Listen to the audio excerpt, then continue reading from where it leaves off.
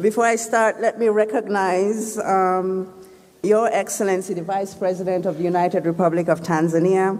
I also recognize the Honorable Professor Kabudi and all the members of the High Table and all the senior government officials that are here with us today.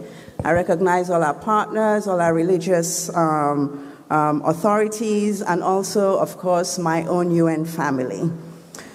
Before I start, please, I stand on the established protocols, but Your Excellency, please allow me to continue in English. My Swahili is still struggling a lot. Changamoto kubwa. So, good morning to all again. It is a great honor to join you here in Dodoma for the National Commemoration of World Environment Day 2025, as we unite with communities and countries across the globe to reaffirm our collective duty to protect the planet. This year, the international commemoration is actually being held in South Korea under the theme of ending plastic pollution. This global theme is both timely and urgent, and as our Secretary General, Antonio Guterres, reminded on World Environment Day in a message this year, and I quote, "Plastic pollution is choking our planet, harming ecosystems, well-beings, and the climate. It clogs rivers, as we know, pollutes oceans, endangers wildlife, and infiltrates every corner of the earth, from Mount Everest, I assume also Mount Kilimanjaro, to the depths of the sea, from human brains to breast milk." And I end the paraphrasing. Yet, amid this crisis, we are witnessing a growing movement for change, a rising tide of public engagement, accountability, innovation, and policy reform. This year offers a critical opportunity for global action.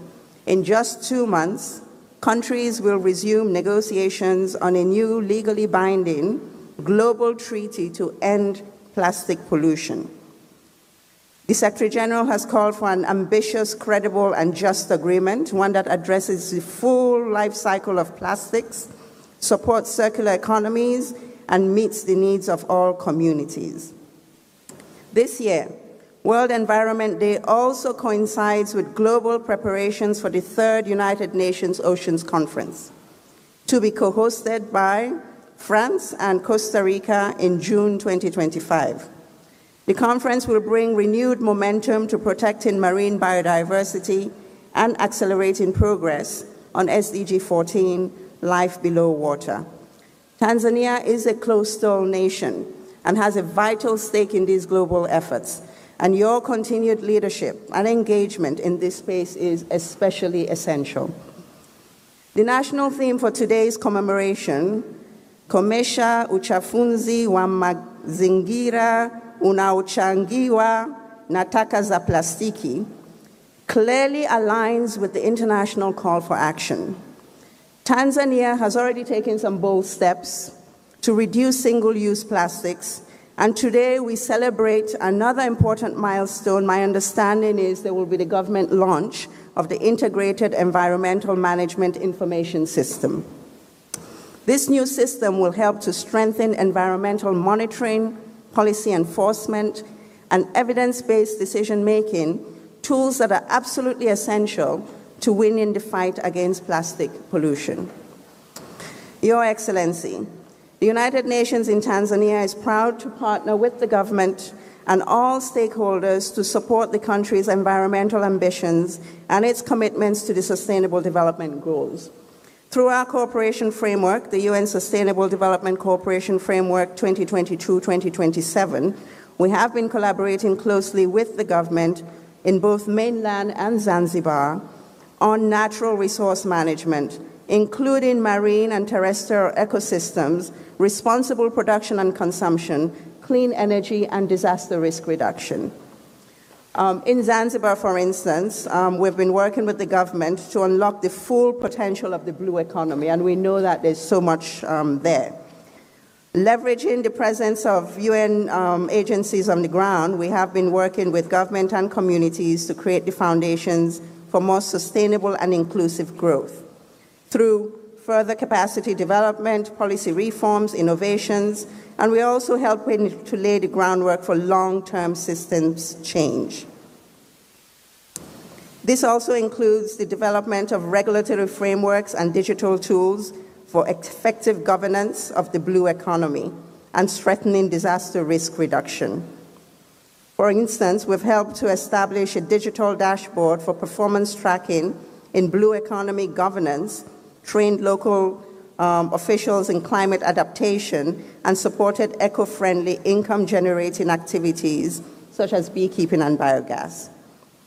Importantly also, we are also helping to catalyze new financing mechanisms such as the blue and green bonds and the Sharia-compliant Sukuk instruments that can mobilize sustainable investments in environmental and ocean-related sectors.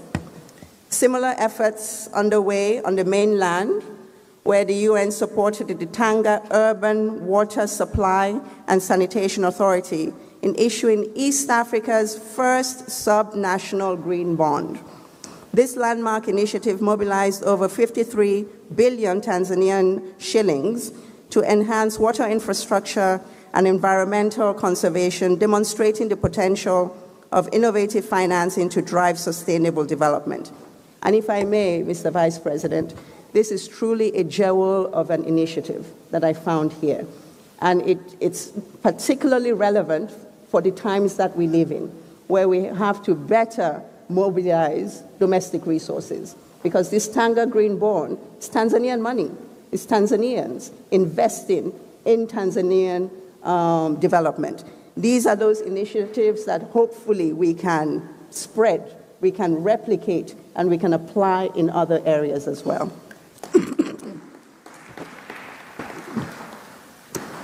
In support of Tanzania's national clean cooking strategy, the UN is actively contributing to cleaner, greener energy solutions.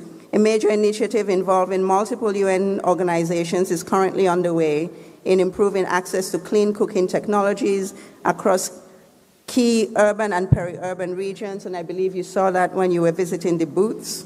This project, funded by the European Union, is known as the Cook Fund program and is addressing affordability barriers, strengthening market systems, and leveraging finance to scale clean cooking options. These efforts help reduce, of course, deforestation, improve health, and empower women and girls. Complementing these solutions, we recently supported the launch of a national awareness campaign that was recently launched to promote behavior change, underscoring the health, social, and environmental benefits of modern clean cooking technologies. Now, moving on to plastics. Plastic pollution is more than an environmental issue. It is a public health challenge, a climate challenge, and a threat to sustainable development in all of its forms. And we know that we need coordinated action, innovation, inclusive policies.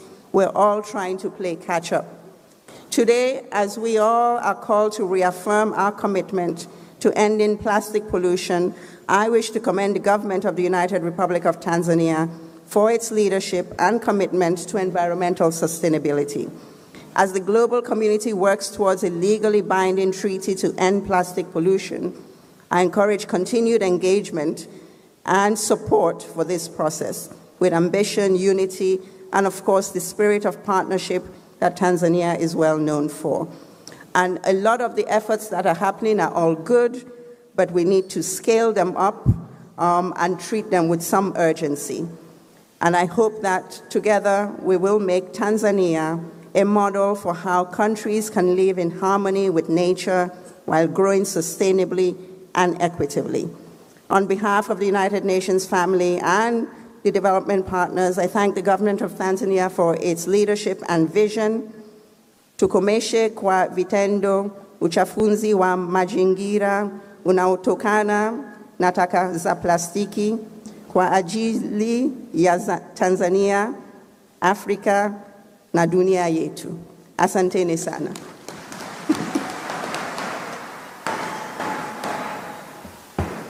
Makofi hayatoshi.